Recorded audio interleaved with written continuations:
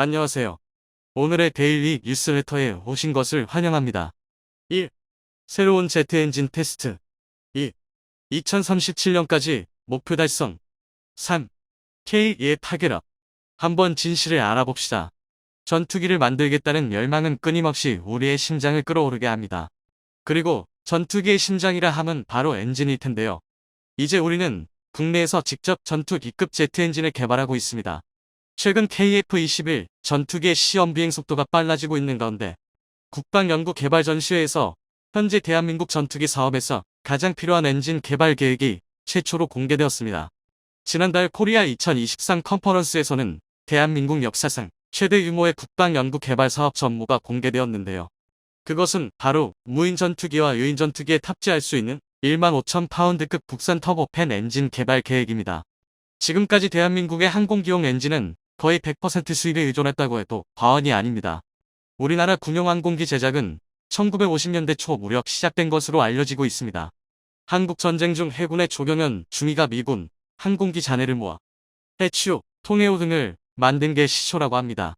그리고 이후 1990년대 초반 F-16 전투기 생산을 위해 미국과 라이선스 생산 계약을 체결하면서 미국으로부터 엔진 부품을 들여와 조립하는 사업을 시작하였습니다.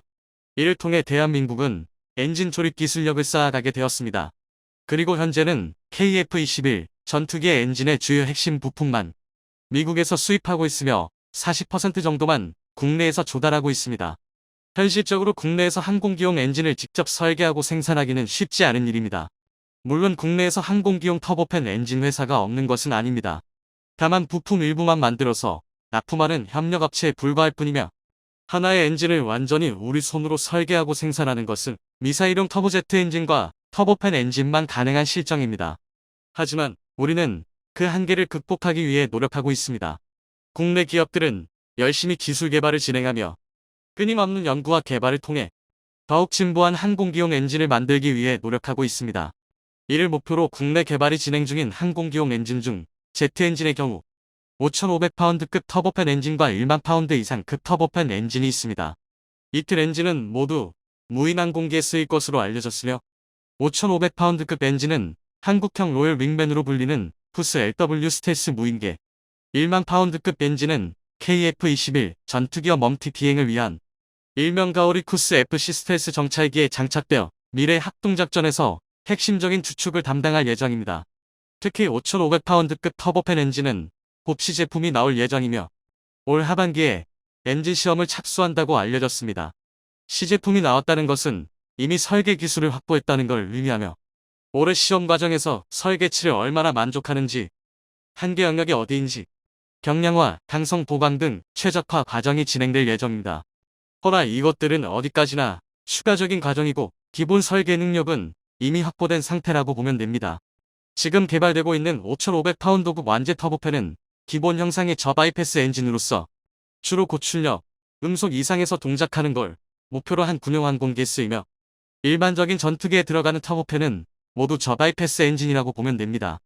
여기에 더해서 이번에 새롭게 알려진 것이 15,000파운드 추력 전투기급 국산 터보팬 엔진 개발 계획입니다. 5,500파운드급 엔진 이후의 새로운 설계는 이미 시작되었는데요. 작년 22년부터 27년까지 터보팬 엔진 고온화 및 고바이패스 기술 과제가 진행 중인 것으로 확인됩니다. 일단 현재까지 계획은 코어 엔진을 시험 개발한 다음 2027년부터는 코어 엔진을 확장해서 본격적인 터보팬 엔진 실무를 2037년까지 제작하고 인증시험까지 완료한다는 것이 목표입니다. 국방기술연구소가 지난해 발표한 보고서에 따르면 15,000파운드급 엔진을 우선 무인기에 장착해서 여러가지 충분한 테스트를 한 다음 이때 축적된 데이터를 확보한 뒤에 개발 과정을 추가로 거친 후 유인 전투기에 장착할 수 있도록 발전시킬 것으로 보입니다. 이 엔진 개발 프로젝트는 터보팬 엔진의 기본 구성과 함께 터보제트 엔진으로 연료를 연소해 추력을 높인 후 연소기를 장착하여 최대 출력 21,000파운드까지 가능한 전투기급 제트 엔진을 개발하려는 것입니다. 이는 KF-21 전투기에 장착된 제너럴 일렉트릭 F414 엔진과 유사한 성능을 가질 것으로 예상됩니다. 현재 국산 제트 엔진을 장착할 수 있는 국가는 미국, 중국, 러시아, 프랑스밖에는 없습니다. 그래서 이번 엔진 개발 프로젝트는 단순 엔진 개발이 아닌 국가 안보를 위해서도 중요한 과제로 평가됩니다. 현재 일본과 유럽 국가들은 국제 공동 개발을 통해 전투기용 엔진을 개발 중이지만 우리는 국내 기술력으로 세계 최고 수준의 전투기용 엔진 개발을 목표로 삼고 있어 그 의미가 남다릅니다. 그러나 전투기급 제트 엔진을 개발하는 것은 쉬운 일이 아니므로 이번 프로젝트는 큰 도전이 될 것입니다. 하지만 다행히도 사업 진행을 주도할 방위사업청은 국산 터보팬 엔진 개발 도전에 성공하기 위한 준비를 철저히 하고 있습니다. 현재 국가연 등 정부기관에서 진행 중인 국책사업들은 목표치를 매우 보수적으로 설정하는 경향이 있습니다. 그 이유는 국민의 세금을 사용하기 때문에 수행률이 100%가 되어야 하기 때문입니다.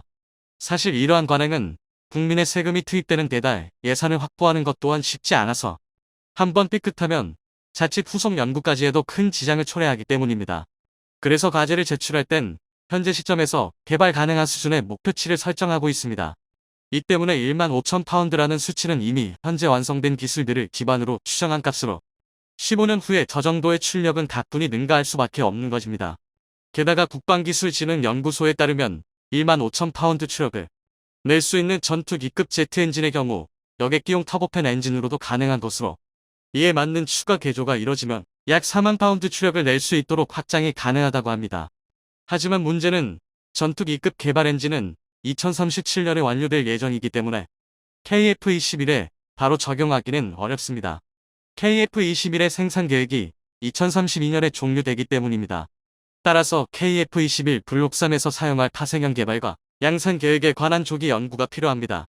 또한 T-50이나 FA-50을 계속 생산할지 아니면 KF-21 전투기를 보도할 수출용 저가 단발 전투기를 개발할지에 대한 연구도 필요합니다. 또한 전투기급 제트 엔진을 장착한 무인 전투기와 정찰기의 개발도 필요합니다. 이를 병행하여 KF-21 전투기나 T-50을 무인화하는 기술도 연구가 필요해 보입니다. 이러한 기술을 연구한 후 전투기급 터보팬 엔진을 장착하여 테스트하면 무인 전투기의 개발 리스크를 줄일 수 있을 것으로 보입니다. 그리고 이러한 진행 과정이 유인 전투기에 국산 엔진을 적용하는 시간을 크게 줄일 수 있을 것으로 보입니다. 우리는 전투기 엔진의 국산화를 향해 단단한 발걸음을 내딛고 있습니다. 혁신과 진보를 추구하는 우리들의 마음에는 마치 환상적인 꿈을 이루어낸 것처럼 감격과 감탄을 불러일으키는 순간입니다. 결국 이런 일이 벌어지고야 말았습니다. 노르웨이 K2표 도입이 결국 무산되면서 마치 이때를 기다린 것처럼 대한민국 무기체계를 비난하는 세력이 등장했습니다. 특히 우크라이나 전쟁을 통해 러시아 전차들의 뻥 스펙이 까발려지면서 K2표도 과장이 지나쳤던 것 아니냐는 논란이 불거지고 있습니다. 심지어 K2표 측면 장갑이 구형 RPG-7에도 관통된다는 주장까지 재소환되고 있는데요. 이는 K2표 도입 초기부터 제기되었던 웃기지도 않은 헛소리입니다. 오늘은 대한민국 K2표를 둘러싼 얼토당토하는 논란에 대해 속 시원하게 밝혀드리겠습니다. 대한민국이 전세계 방산시장 점유율 2위로 올라갈 수도 있다는 말이 괜히 나오는 게 아닙니다. 그만큼 우크라이나 전쟁에서 보여준 러시아 무기체계의 똥 스펙은 심각한데요. 이 정도면 완전 국제 사기 수준입니다. 당장 러시아부터가 이 모양이 꼴이니 죄다 카피품인 중국 무기체계도 실제 성능이 처참하리라는 건 불보듯 뻔한 일입니다. 많은 전문가들이 대한민국 무기체계가 이 빈틈을 치고 올라갈 것이라고 예측하는데요. 특히 그 중에서도 러시아가 2017년에 개량한 최신의 주력 전차 T-80BVM의 실체가 충격적입니다. 러시아의 주장대로라면 렐릭트 반응 장갑을 부착한 T-80BVM은 전면 기준 750mm 이상의 방어력을 지닌 아주 강력한 전차였습니다. 이는 대한민국 안보 상황에서 상당히 심각한 문제였는데요. 만약 T-80BVM의 기술이 중국과 북한으로 흘러갔다면 한국 기갑 전력의 화력 증강은 불가피한 선택이었습니다. 그리고 이는 절대 쉬운 일이 아니었는데요. 그런데 이런 걱정도 우크라이나 전쟁을 통해 산산조각이 나고 있습니다. 러시아가 그렇게 자랑하던 T-80BVM이 우크라이나군에 의해 이미 90% 이상이 파괴되거나 무획된 건데요. 이런 어이없는 결과가 나온 이유는 아주 간단합니다. 바로 뻥 스펙이죠.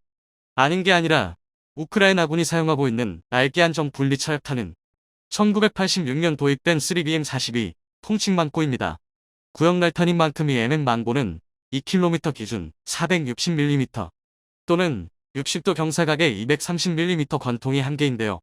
그런데 여기서 상당히 재밌는 점은 우크라이나군이 이 망고로 T-80BVM의 전면 장갑을 관통해버렸다는 것입니다. 이게 얼마나 말이 안 되는 얘기냐면 K2 흑표에서 사용하는 K279 날탄이 750, 800mm의 장갑을 관통할 수 있습니다.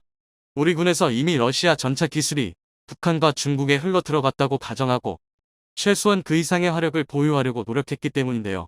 다시 말해 질적 우위를 선점하기 위해 필사의 각오로 최신 날탄을 개발했더니 실제 스펙은 그 절반에도 못 미쳤던 것입니다.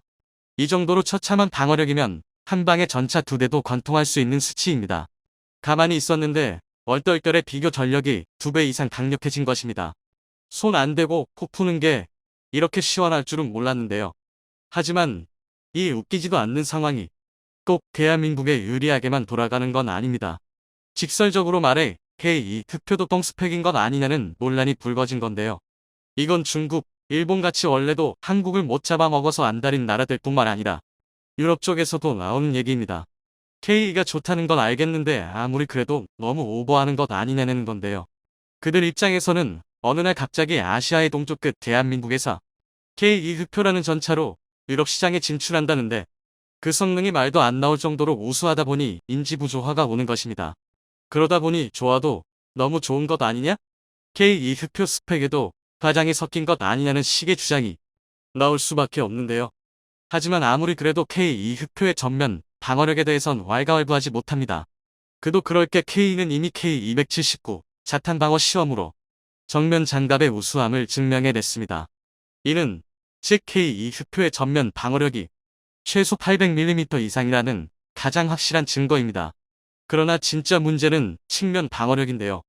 현대 주력 전차의 장갑에 대한 상세한 정보는 최고 수준의 군사기밀이라 자세히 공개되어 있진 않습니다. 하지만 국방부에서 공개한 자료에 따르면 K2 흑표는 K 대비 전면은 1.5, 2.85배, 측면은 1.1배의 방어력을 보유했다고 하는데요. 이러니 K2가 전면 장갑은 튼튼할지 몰라도 측면에서는 RPG-7에도 뚫린다는 얼토당토 않은 소리가 나오는 것입니다. 이는 애초에 K2의 측면 장갑부터가 종이장이라는 전제를 깔고 들어가는 건데요. 더군다나 북한은 7호 발사관이라는 이름으로 RPG-7을 분대 단위에서 대량 운용 중입니다. 일각에서 주장하는 RPG-7K2 흑표 격파설이 사실이라면 주력 전차가 적 군대급 화기에 녹아버리는 심각한 상황인데요. 결론부터 말해서 이건 대꾸할 가치도 없는 헛소리입니다. 당장 K1부터 국회 감사와 전문가 자료를 종합해 봤을 때 측면 장갑의 순수 두께만 322mm 이상입니다. 게다가 실질 방어력은 400, 500mm, K1A1 개량형은 600mm 이상인데요. RPG-7의 관통력이 300mm 남짓이라는 걸 생각하면 당연히 어림도 없는 억지입니다. 하지만 이걸로는 좀 부족합니다. 그럼에도 불구하고 주력 전차로서 K2 측면 방어력이 부족해 보이는 건 사실인데요. K 도입으로부터 27년이나 흐른 시점에 초도 물량이 배치되었다는 걸 감안하면 고작 1.1배는 너무 부족해 보입니다. 하지만 해당 수치는 K 측면에 반응 장갑을 부착하지 않았다는 기준입니다. 현대의 전차 장갑은 크게 수동 장갑, 반응 장갑, 전기 장갑으로 나눌 수 있는데요.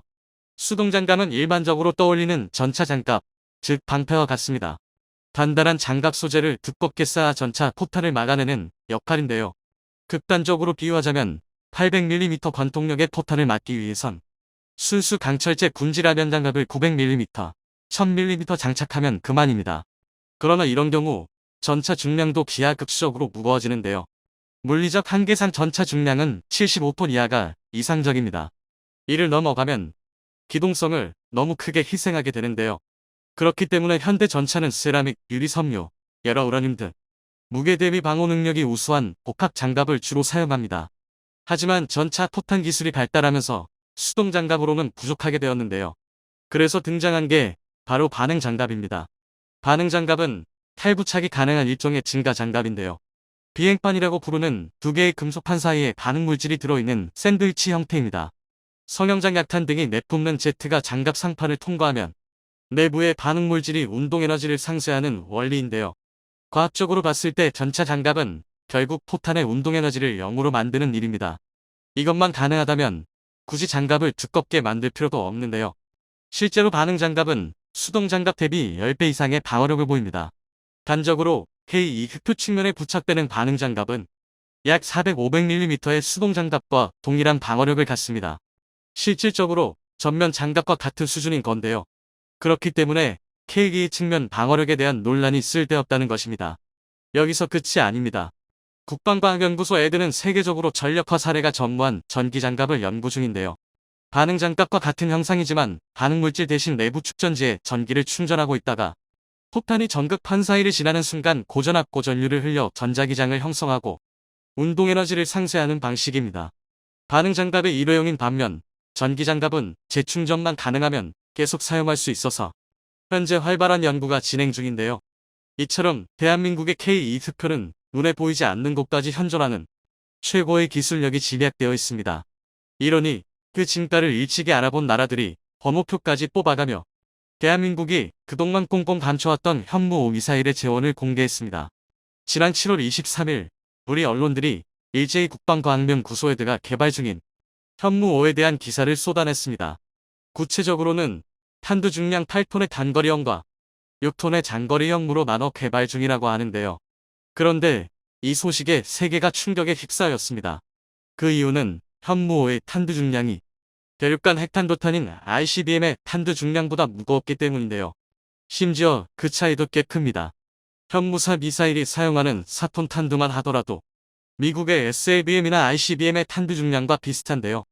현무5 장거리형의 6톤 탄두만 하더라도 웬만한 ICBM보다 탄두 중량이 훨씬 무겁습니다. 그래서 한국의 현무5의 소식을 접한 군 전문가들은 한국이 ICBM을 개발 완성하기 전에 먼저 다탄두 미사일인 MIRB를 운용할 탄두를 개발 중인 것이 아니냐는 주장까지 나오고 있는데요.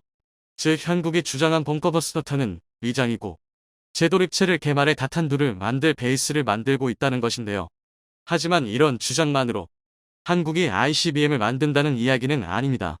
사실 현재 우리 기술로는 곧 바로 ICBM 만들기 어렵기 때문인데요. 정확히는 만들 수는 있으나 현대전에서 먹지력을 발휘할 MIRB나 MALV로 만들 능력이 부족한 것이 사실입니다. 그래서 전문가들은 한국이 현무 기반 핵무기를 만든다면 한국의 기술력으로 개발이 가능한 중거리 탄도미사일 RM을 먼저 개발할 것이라고 예견합니다. 그런데 군사무기에 대해 모르시는 분들은 RM이 ICBM보다 상당히 떨어지는 무기로 인식하는 분들이 많습니다. 핵무기의 끝판왕인 ICBM보다 사거리도 짧고 도립속도도 느려 성능이 떨어진다는 것이죠. 그러나 현실은 전혀 그렇지 않습니다. 군사강국들은 ICBM보다 오히려 RM을 더 무서워합니다. 핵탄두가 탑재된 RM은 과거 냉전 시절 미국과 소련이 RM 개발과 양산을 막기 위해 INF라는 조약을 맺었을 정도로 위협적인 무기였습니다. 또 현재 한국의 상황에서는 전술적으로도 상당한 가치가 있는 것도 사실입니다. 그러나 핵무기와 관련된 여러 지식을 알지 못한다면 이런 내용들을 이해하기가 쉽지 않습니다. 오늘은 한국이 새롭게 개발한 현무5 미사일에 숨겨진 멍청한 비밀에 대해 알려드리겠습니다. 최근 대한민국이 중국과 북한에 강력한 경고 메시지를 보낸 적이 있습니다.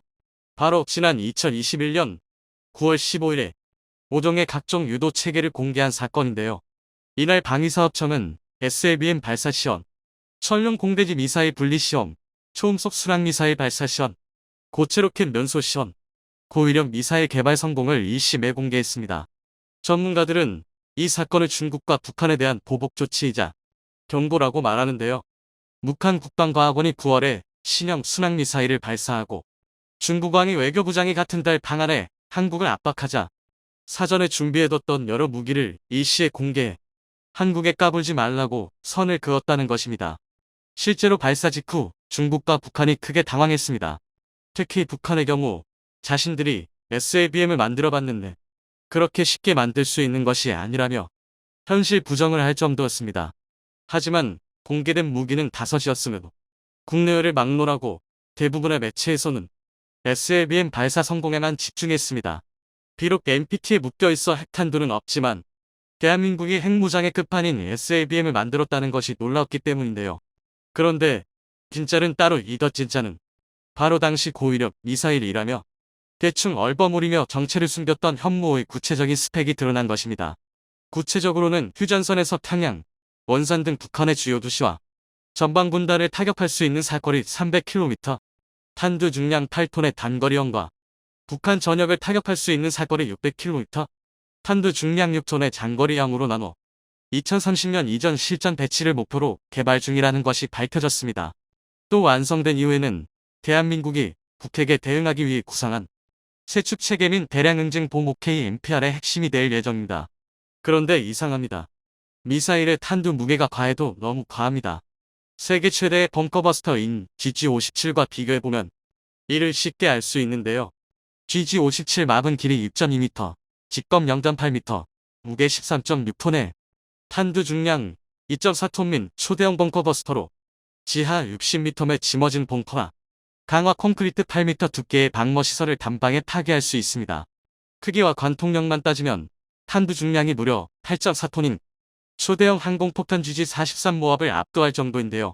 그런데 현무5는 장거리 형조차 탄두 중량만 6톤입니다. 게다가 항공기에서 분리되어 자유낙하하는 항공폭탄인 GG57과 달리 로켓 추진으로 고도를 올렸다가 극초음속으로 낙하하는 탄도미사일입니다. 당면이 관통력으로 보나 탄두의 위력으로 보나 현무5는 GG57을 아득히 초월합니다. 간단히 말해 전시 핵전쟁 벙커로 쓰기 위해 지하 150m에 지어진 북한의 지휘소조차 한 방에 격파할 수 있는 위력입니다. 사실 8톤이나 되는 탄두의 미사일이 지구상에 나온 적이 없어서 한국이 이 미사일로 대체 뭘 부수자고 만든 건지 이해가 안 갈 지경인데요. 그도 그럴 것이 지하 150m 정도야 기존에 개발된 현무4면 충분하기 때문입니다. 현무4는 기본 사양무로 알려진 2톤 탄두만 써도 지하 150m, 200m의 표적을 타격할 수 있습니다. 만약 현무4의 4톤 탄두를 사용한다면 1997년 벙커버스터로 개조되어 배치된 B-61 마드 11 핵폭탄과 같은 지하 300m 관통 능력을 똑같이 구현할 수 있는데요. 그래서 현무4가 전술핵급 무기라는 평가를 받는 것입니다. 그러니까 지하 시설을 부수기 위해 6톤, 8톤 탄두 같은 괴물 탄두는 굳이 필요하지 않다는 것이죠. 특히 8톤 탄두는 정말 말이 안 됩니다. 이를 증명하는 게 GG43 모압입니다. GG43 모압은 현존하는 재래식 폭탄 중 가장 거대한 폭탄입니다. 길이 9.2m, 직경 1m에 무게 9.5톤, 탄두 중량 8.4톤의 괴물 폭탄인데요. 그래서 모든 폭탄의 어머니라는 별칭이 있을 정도입니다. 폭발 반경만 약 140m에 달하며 그 외 수백 미터 명역에 공기를 태우고 빨아들여 막대한 충격파를 발생시킵니다. 그런데 이 폭탄은 그냥 하늘에서 툭 하고 떨어진 8톤 탄두의 위력입니다. 그런데 현무5 단거리형은 낙하 속도가 무려 마하 10에 가까운 탄두 미사일임에도 불구하고 탄두 중량이 8톤이 넘습니다. 미중 상당수가 관통을 위한 중금속이라고 알려 있으나 이는 달리 말해 8톤의 고성능 폭약도 충분히 운반할 수 있다는 말입니다. 이 때문에 군 전문가들은 한국이 개발한 현무5가 단순한 벙커버스터라고 하기에는 너무 과하다고 평가하는 것입니다. 즉 벙커버스터라는 그럴싸한 용도치에 다른 목적이 숨겨져 있다고 볼 수밖에 없습니다. 그중 가장 가능성이 높은 것은 다탄두 각계 재도립체인 MIRB 개발의 사전 준비입니다. 현대 핵보유국의 주력 핵무기는 흔히들 대륙간 탄도미사일 ICBM이나 잠수함 발사 탄도미사일 SLBM으로 알려져 있습니다. 그런데 이런 분류는 발사 플랫폼에 따른 분류입니다. 탑재 탄두로 분류할 경우 MIRB, MARV라는 새로운 개념이 등장하는데요. MIRB는 하나의 미사일 안에 여러 말의 재도립체 RV를 탑재합니다. 그리고 각 RV에는 각기 100-500KT 정도의 핵폭탄이 들어 있습니다. 이 RV들은 발사 이후 각기 다른 목표를 타격합니다. 현재 가장 강력하다는 전략원잠은 미군이 운명하는 오하이오급 전략원잠입니다. 여기에서 운용하는 트라이던트 D5 미사일의 경우 한 발당 8발의 다탄두를 운용합니다. 그래서 트라이던트 미사일 20발을 쓸 수 있는 오하이오급 원잠은 한 번에 최대 160개 도시에 핵 공격을 가할 수 있습니다. 이는 정말 무시무시한 위력인데요. 심지어 최근에는 종말 단계에서 재도립체가 궤도를 들어 요격 미사일을 피하거나 목표를 받고 적을 교란하는 기동 가능 재도립체 MARV까지 등장했습니다. 그런데 이 MIRV의 평균 탄두 중량이 4톤 정도 합니다. 쉽게 말해 최대 위력이 475KT인 8발의 RV만 운용하는 트라이던트 D5 SLBM의 최대 탄두 중량이 4톤 정도라는 것입니다. 즉 이 말 뜻은 한국은 탄두 중량으로만 따지고 보면 탄두 중량 6톤인 현무 5 미사일에 제돌입체를 탑재할 경우 최대 10발의 RV를 가진 사거리 600km MIRB를 만들 수 있다는 뜻입니다. 그런데 8톤 탄두는 더 대단합니다. 조금만 더 사이즈를 키우면 현존 최대의 ICBM이자 MIRB인 러시아의 R-36M와 유사한 숫자의 RV를 탑재할 수 있는데요. R-36M, 나토명 SS-18 사탄은 무게 210톤 내외의 초대형 미사일로 한 발에 25MT급 핵탄두나 760KT RV 10발과 수십 발의 기만체를 탑재할 수 있습니다. 그런데 이 대단한 R-36의 탄두 중량이 8.8톤입니다. 그러니까 탄두 중량만 따지면 현무5가 탑재할 수 있는 RV의 숫자가 세계 최대 ICBM과 맞먹는 것입니다. 물론 그렇다고 성능이 같다는 이야기는 아닙니다. 앞서 말씀드렸다시피 현무5의 사거리는 장거리형이 600km, 단거리형이 300km에 불과합니다. 미국의 트라이던트 D5 SLBM의 경우 RV 3발 기준 사거리가 13,000km이고 8발의 W88 탄두를 모두 실어 탄두 중량이 3톤이 넘어도 7,500km의 유효 사거리를 낼 수 있는 것과 비교하면 한국의 기술력으로는 이런 ICBM까지는 아직 갈 길이 먼 게 사실입니다. 따라서 일반적인 생각과 달리 한국이 현대전에 쓸만한 ICBM을 개발하는 데에는 생각보다 시간이 좀 걸린다는 것입니다.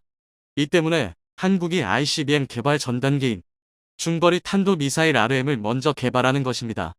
RM이라면 현재 한국이 확보한 기술력만으로도 얼마 지나지 않아 충분히 개발할 수 있는데요.